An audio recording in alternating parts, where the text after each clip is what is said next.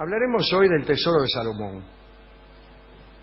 Los historiadores árabes que glosan la conquista islámica de España, allá por el año 711, consagran muchas líneas a describir las magníficas riquezas que los invasores hallaron en los palacios de los godos. Se cuenta, por ejemplo, que en Toledo existía un palacio donde el invasor Musa encontró una mesa en la que estaba el nombre de Salomón y otra que era enteramente de ágata. Cuando Musa vio estos objetos, los puso inmediatamente bajo la custodia de personas de mucha confianza, los ocultó a los ojos del pueblo y, tal como su nombre hacía prever, no dijo nada. El valor de lo encontrado era incalculable. Pero en realidad el origen del tesoro de los godos es incierto. No se sabe bien dónde estaba la casa del tesoro. En las Mil y una noches se habla de un país al que llamaban Lebta y pertenecía al reino de los francos. Borges, siguiendo tradiciones de autores orientales, al hablar del palacio encantado donde los godos guardaban sus riquezas, se refiere a un lugar llamado Toledo o Ceuta o Jaén. Bien. Algunos especifican que aquel lugar había sido construido por el propio Hércules.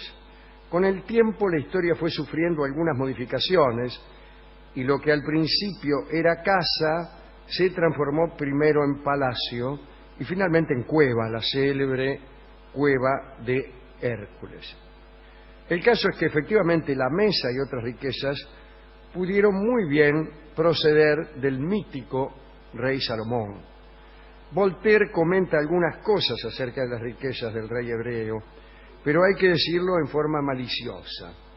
Por ejemplo, la historia asegura que el tesoro de Salomón ascendía a 103.000 talentos de oro y a 1.013.000 talentos de plata, sin incluir las piedras preciosas y otros efectos.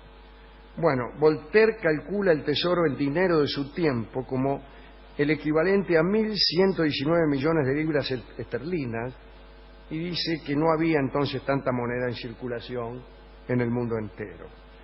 Tampoco comprende el filósofo por qué un monarca tan poderoso no tenía en su reino ni un solo hombre que pudiera trabajar la madera. No había ni un carpintero y tenía que recurrir a carpinteros de países vecinos. Consumía, según se dice, en la comida de su casa, el rey Salomón, 50 bueyes, 100 corderos, y aves en cantidad proporcional. Tenía 40.000 cuadras para encerrar sus carros de guerra.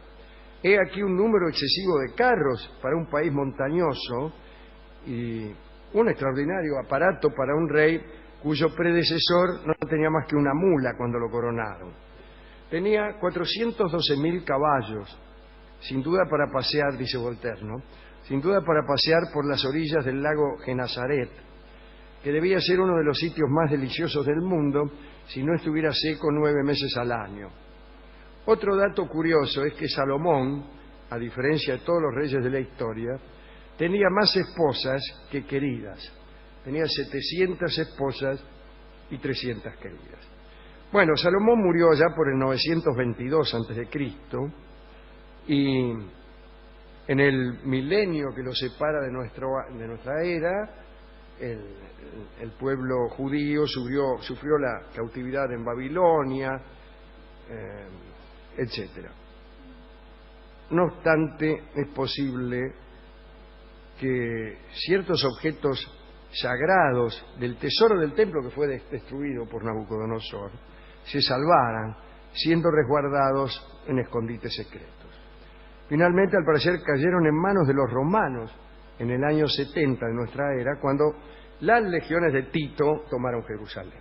Flavio Josefo, cronista de aquella conquista, escribió, leo a Flavio: entre la gran cantidad de despojos, los más notables eran los que habían sido hallados en el templo de Jerusalén, la mesa de oro, que pesaba varios talentos, y el candelabro de oro. Cuando Tito regresó a Roma, exhibió este tesoro ante el pueblo que festejaba su triunfo. La procesión del victorioso general quedó inmortalizada en el arco de Tito, que usted habrá visto por ahí, ¿no? En los relieves que decoran el arco se distingue el candelabro de los 7 brazos llevado a hombros de legionarios. El tesoro de Salomón quedó entonces depositado en los palacios imperiales. Allí fueron archivados hasta que en el año 410 el rey Godo Alarico conquistó Roma y la saqueó.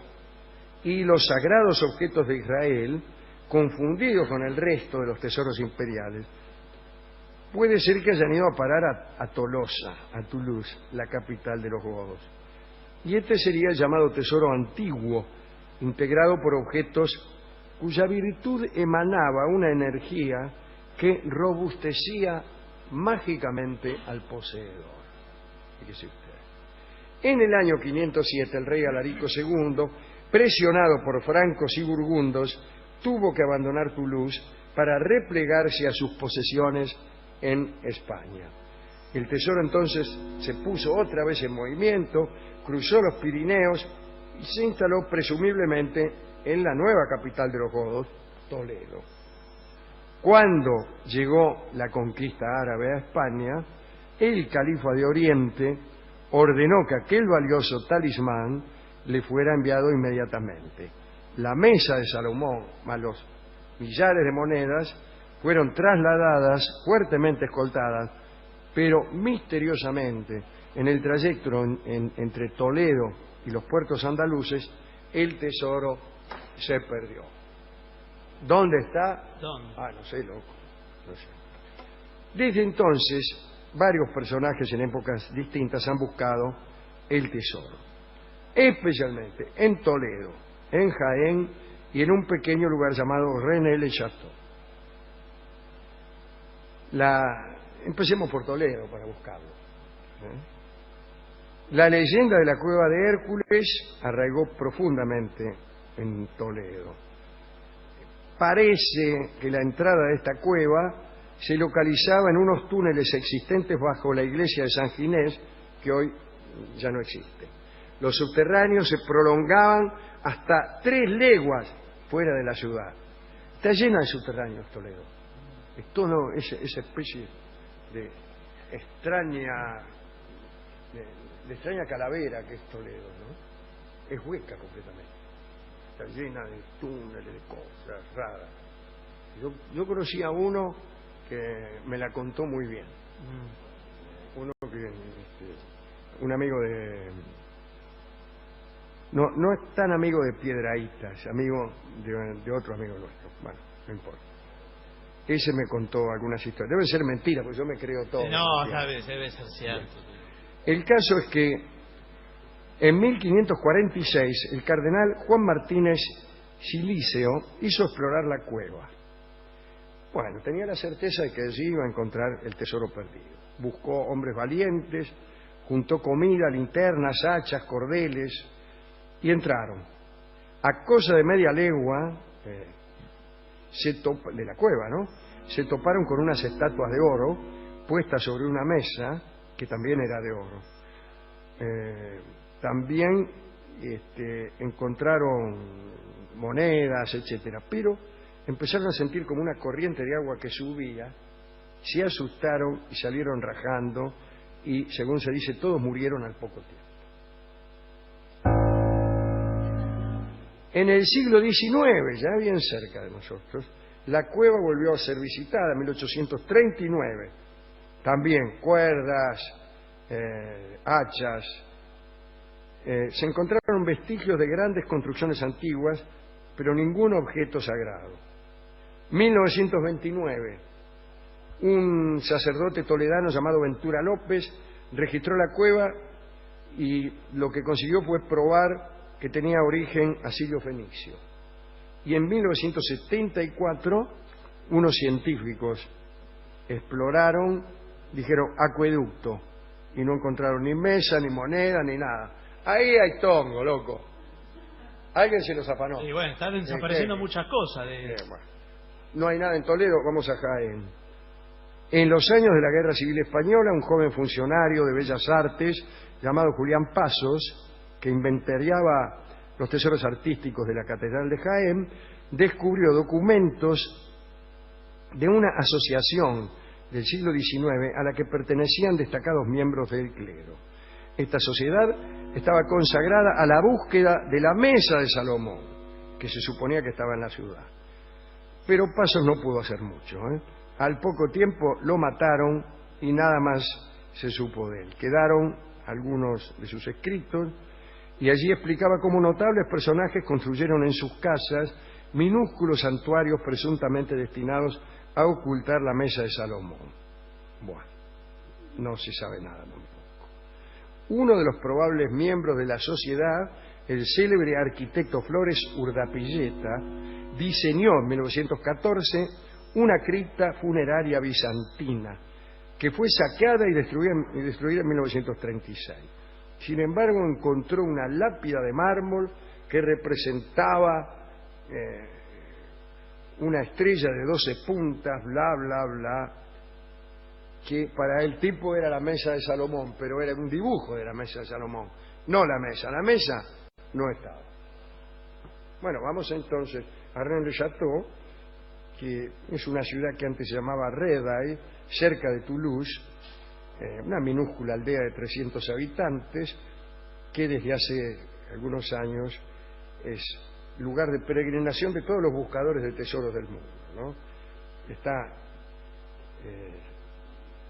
la historia del tesoro de esta ciudad o de esta aldea está ligada a las riquezas acumuladas misteriosamente por Berenguer Saunier, el párroco de este pueblo, entre 1885 y 1917. Bueno, el tipo era el párroco de ahí y parece que de golpe empezó a tener guita. Empezó a comprar cosas, se consiguió una mina, la mina vestía a la moda de París, el tipo emprendió obras de restauración de la iglesia, pero además lo que dicen todos es que al levantar una losa, haciendo una obra en la iglesia, encontró un saco lleno de monedas. Entonces el tipo echó a todos los albañiles y empezó a remover todo el lugar, por ejemplo todo el cementerio. Y al parecer encontró muchas riquezas y empezó a hacer expediciones arqueológicas, edificó un palacio, una hermosa torre en la que instaló una biblioteca que hizo encuadernar lujosamente. Bueno, la iglesia lo investigó para ver de dónde sacaba la guita y al final lo acusaron, para mí que él se dejó acusar, de vender misas. De vender misas, que no está bien visto. Pero él quería un poco eso para que no supieran, bla, bla, bla, que había encontrado un tesoro. Murió y todos creen que Saunier había encontrado el tesoro de Salomón, pero creen también que no llegó a agotarlo. Entonces hay mucha gente que va a Rennes-le-Château a ver si encuentra algo, ¿no? Empiezan a excavar. Bueno, pero otros han sido más osados, dicen que Saunier encontró nada menos que el acta de matrimonio de Jesucristo con María Magdalena. Parece que María Magdalena se casó con Cristo y emigró luego de la muerte de su divino esposo al sur de la Galia y habría establecido allí su dinastía, dinastía que no sería otra que la de los merovingios. Allí viene la leyenda de la sangre real, que sería el verdadero Santo Grial, y todo esto está muy minuciosa y tediosamente contado en un libro que se llama El Enigma Sagrado, que es anterior al Código Da Vinci y es el primero que empieza a jorobar con todas estas cosas. El caso es que, lamentablemente, el tesoro de Salomón no aparece por ningún lado. Lo hemos buscado por Toledo, por Jaén y por Rennes-le-Château y no hemos encontrado nada. En algún lugar tiene que estar. Para mí en algún lugar tiene que estar. Salvo que usted sea tan hereje como para sostener que no había tal tesoro de Salomón. Bueno, hemos ido a la discoteca y él nos dijo que para él ¿Qué? está en Capilla del Monte. ¿Por qué? Porque casi todas las cosas misteriosas están en Capilla del Monte. No, pero no se trata de lo que le parezca al discotecario ni señalar a Capilla del Monte como reducto de todas cosas Sin embargo, él me lo dijo muy convencido porque él dice que él va a ver una señora Sí. que le saca todo. ¿Qué le saca? Pero no, que le adivina todo. Y esta Bueno. señora le dijo también algo de ahí. No le quiso decir, pero él se dio cuenta. Pero nadie encontró en Capilla del Monte, mire que hay gente, ¿eh? Porque va gente a Hay Capilla gente, del pero Monte, tenés viven que ahí. tener fe. Si Bueno. no tenés fe, no encontrás nada. Bueno, no se trata de eso. ¿Cómo te crees que funciona esto? No sé cómo funciona. ¿Por qué pero te crees que esos tipos que excavaron, los científicos, no encontraron nada? ¿No tenían fe? No, eran científicos. Bueno, ¿qué tiene que Mala ver? plaza de científicos sentarían si tuvieran fe. Sí, hay algunos científicos que tienen alguna fe. Bueno, son los malos científicos. Pero señor, de todos modos, ¿qué tiene que ver esto con la música que le tiene que dar el Nada, la discotecario? música que me dio es parece mentira, porque realmente parece Sí, mentira. la verdad que sí. Y vamos a escuchar la clásica versión de Nelly Omar de este hermoso vals de Homero Mansi y Francisco Canaro.